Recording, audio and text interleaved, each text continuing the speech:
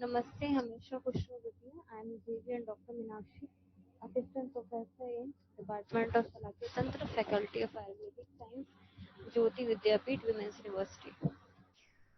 तो आज का हमारा टॉपिक है, डिस्कशन का टॉपिक है the anatomy of middle ear. इससे पहले हम इसमें डिस्कस कर चुके हैं the walls of the middle ear cleft. अब हम डिस्कस करेंगे the communications of the communications. The middle ear communicates in the front with the nasopharynx through eustachian tube, and posteriorly it is connected to the mastoid antrum through the ditus. ठीक है, तो middle ear हमारा एक तो नेजोफैरिंग से communicate करता है, ठीक है, और दूसरा मेस्टोइड एंट्रम से कम्युनिकेट करता है। एंटीरियरली इन फ्रंट नेजोफैरिंग से करता है थ्रू यूस्टेचियन ट्यूब, ठीक है, और पोस्टीरियरली कनेक्ट होता है मेस्टोइड एंट्रम से थ्रू एडिटस। ठीक है, what are the contents? Tympanic cavity में आपको फॉलोइंग स्ट्रक्चर्स मिलेंगे। Contents of the tympanic cavity: 3 ossicles मिलते हैं, 2 मसल्स मिलती हैं, लिगामेंट्स मिलते हैं और नर्व्स मिलते हैं। ठीक है, 3 ऑसिकल्स कौन से होते हैं? Ossicles are the tiny bones which conduct sound from ear drum to oval window. ठीक है, तो साउंड को टिम्पैनिक मेम्ब्रेन से ओवल विंडो तक लेके जाने का काम करती हैं तीनों ossicles. Tiny bone nucleus hammer shape की बोन होती है, इनकस्ट एनुअल शेप होती है, स्टेप्स इज द स्टिरप। तीनों बोन्स में भी जो लार्जेस्ट बोन होती है दैट इज द मीडियस। ठीक है, इट इज मोस्ट लेटरल होती है, near to the tympanic membrane होती है, 8 mm लेंथ होती है इसकी। And incus is the annual shape, it lies in the attic. ठीक है, जो हमारा एपिटिम्पैनम है उसमें लाई करती है हमारी इनकस। ठीक है, and long process articulates with the head of steps. ठीक है, और जो लॉन्ग प्रोसेस ऑफ इनकस होता है वो हेड ऑफ स्टेप्स से आर्टिकुलेट करता है। एंड थोड़ा सा कॉनिकल प्रोजेक्शन उसमें होता है इनकस में। Steps is the stirrup shape. ठीक है, what is the stirrup shape? Stirrup shape is where we place the जहाँ पे हम जैसे हॉर्स राइडिंग करते हैं तो उसमें जहाँ पे हम अपने फुट प्लेस करते हैं that is the stirrup shape. ठीक है, and it is smallest 3.5 mm length की होती है, and foot plate is held in the oval window by annular ligament. ठीक है, और जो स्टेप्स की फुट प्लेट होती है वो ओवल विंडो पे प्लेस होती है बाय द एनुलर लिगामेंट। ठीक है, यहाँ पे आपको दिख रहे हैं auditory ossicles. This is malleus, this incus, the conical shape, and this is stirrup shape. ठीक है, this is handle of malleus. ठीक है, ये fibrous layer of tympanic membrane होता है, उसमें इंक्लोज होता है। ठीक है, this is the incudomalleolar joint and it is the incudostapedial joint. Incudomalleolar joint and incudostapedial joint. Then 2 muscles मिलती है इसमें, एक तो टेंसर टिम्पैनी और स्टेपिडियस मसल। ठीक है, जो टेंसर टिम्पैनी होती है वो इंसर्ट होती है in the neck of Méliès और टेंसेस द मेम्ब्रेन, और जो टिम्पैनिक मेम्ब्रेन है उसको टेंस करके रखती है, खींच के रखती है। स्टेपिडियस मसल जो होती है it attaches to the neck of stapes and has to dampen the large sound, thus preventing noise trauma to the inner ear। ठीक है, नेक ऑफ स्टेप्स पे अटैच होगी और जो लार्ज साउंड्स हैं उनके जो एम्पलीफिकेशन को कम करने का काम करती है, उनको थोड़ा सा डैम्पन करने का काम करती है। ठीक है, थोड़ा इंटेंसिटी को कम करने का काम करती है, इसलिए इनर ईयर में नॉइस ट्रॉमा होने के चांसेस कम होते हैं। ठीक है, यहाँ पर आप देख सकते हो, यहाँ पे अटैच होती है tensor tympani on the neck of the malleus और यहाँ स्टेपिडियस। ठीक है, on the neck of the stapes. ठीक है, फिर लिगामेंट्स। जो लिगामेंट्स होते हैं वो keep the ossicles in their place. ठीक है, तो लिगामेंट्स का यही काम होता है कि वो जो तीनों बोन्स हैं उनको एक जगह बांध के रखने का काम करते हैं। ठीक है, तो दोनों कनेक्ट्स को बोन्स को कनेक्ट करने का काम क्या करता है? लिगामेंट। तो यहाँ पे लिगामेंट्स का काम है उनको पोजीशन में रखना.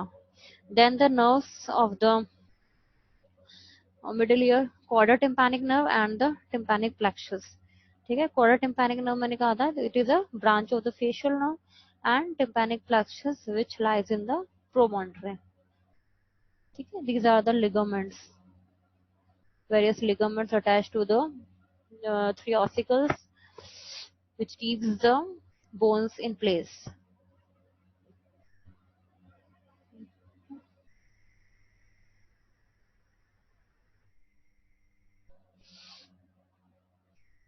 Next is the eustachian tube.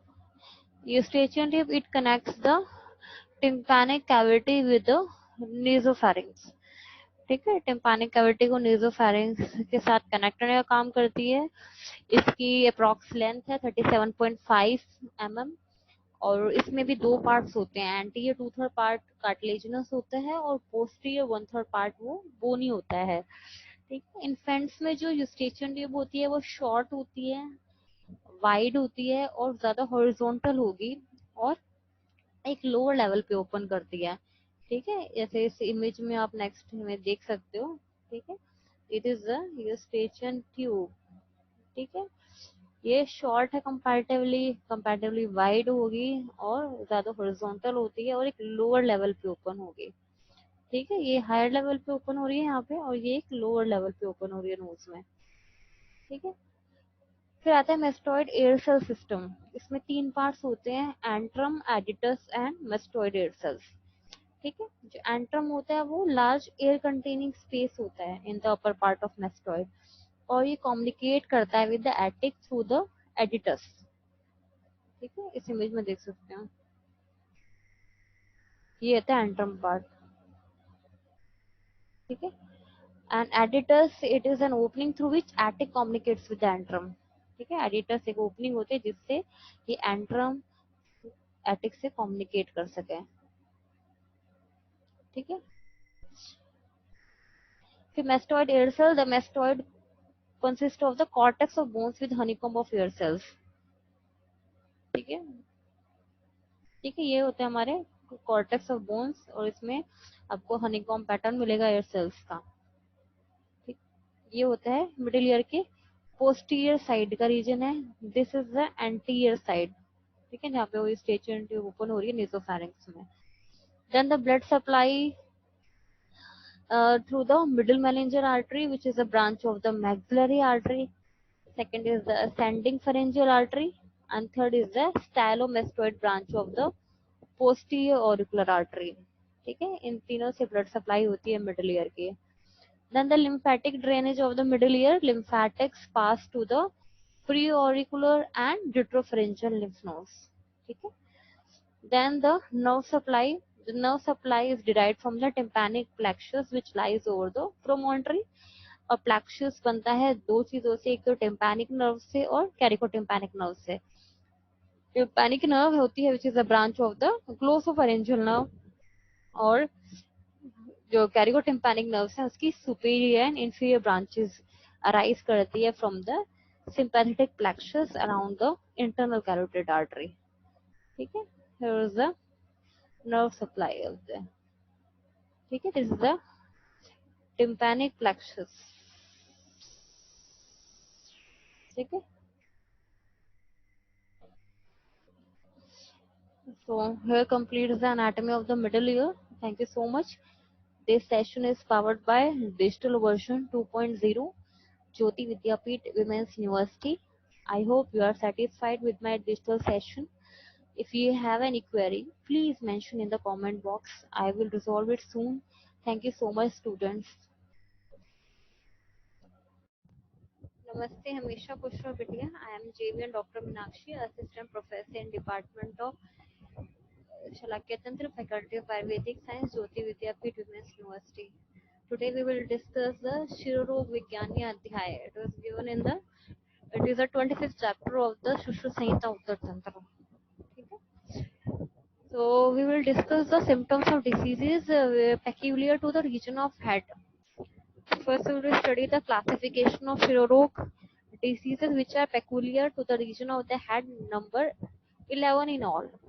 The four kinds respectively due to the action of the deranged Vayu, Pitta, Kapha and their combination, as well as those which are respectively incidental to any bodily waste, Shayaj, or to the vitiated condition of the blood, Raktaj, or to the existence of parasites, Kremage. The remaining four being known as Suryavar, Anantvat, Ardhavbhedak, and Shankak. The symptoms of these 11 kinds of head diseases are given below. Then first the symptoms of dosh originated types.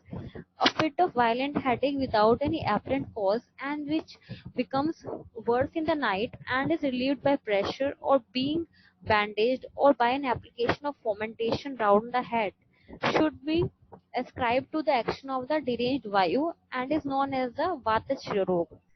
A violent burning and aching pain in the head, in which the scalp seems to have been striven over with bits of live charcoal, accompanied by a sense of scorching vapor being emitted from the nostrils and which am- ameliorates in the night or on the application of cold, should be ascribed to the action of the deranged pith and is known as the pitta shirorog. A fit of headache in which the head or palate and the throat seem to be covered with a coat of sticky mucus and feel cold and heavy and cannot be turned about, and the face and the eyes look swollen or flabby, should be attributed to the action of the deranged bodily cough and is called the kapha shirorog. A case marked by the concerted action of all the three preceding doshas exhibits all the symptoms peculiar to all of them and is known as the Tridosha Shiroroga. Then the symptoms of Raktaj, Shayaj and Krimish types of Shiroroga. A case of headache due to the vitiated condition of the local blood manifests all the symptoms of the Pittash type and the headache becomes incapable of bearing the least touch. This is known as the Rakta Shirorog. A case of headache incidental to the waste of the local vasa, fat or cough and is marked by an intolerable pain, abhitab in the head, which is aggravated by the application of fomentation, fumigation, urine, emetic and bloodletting. This is known as the Shaya Shirorog. The disease of the head in which a pricking and tingling pain is felt inside the head as is being stung by some poisonous insect and which is accompanied by a watery discharge mixed with blood from nose should be attributed to the existence of local parasites. This disease is a dangerous one and is known as a creamage or parasitic shirorog. Then the symptoms of Suryavar Shiroro, the disease of the head in which a severe pain is felt in the eye and the eyebrow just as sunrise and which goes on growing worse with the progress of the day and begins to abate only when the great luminary begins to set in the western sky is called the Suryavar. It generally abates on the use of cold articles but sometimes on that of warm things as well. It is ascribed to the concerted action of the three doshas. Then the symptoms of Anantvat Shirorog, the disease of the head in which a violent pain is felt at the manya and the ghat, the two nerves on the backside of the neck, which ultimately affects the region of the eye, the eyebrow, and the temples, and especially producing a throbbing pain as well as paralysis of the jawbone. And this disease is known as the Anantvat and is due to the concerted action of the three dosh. Then the symptoms of Ardhavbhetak and Shankag, the disease of the head in which a violent and excruciating pain of a piercing or aching nature is felt in one half of the cranium, which makes the patient feels giddy and which either follows no distinct periodicity or recurs at a regular interval of 10 days or of a fortnight, is called the Ardhavbhedak and is due to the concerted action of the three doshas.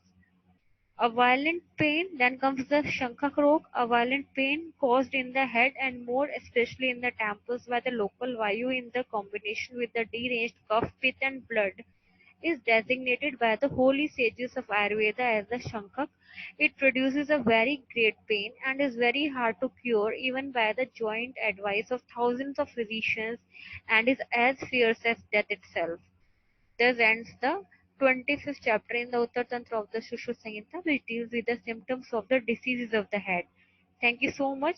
This session is powered by Digital Version 2.0, Jyoti Vidyapeeth Women's University. I hope you are satisfied with my digital session. If you have any query, please mention in the comment box. I will resolve it soon. Thank you so much.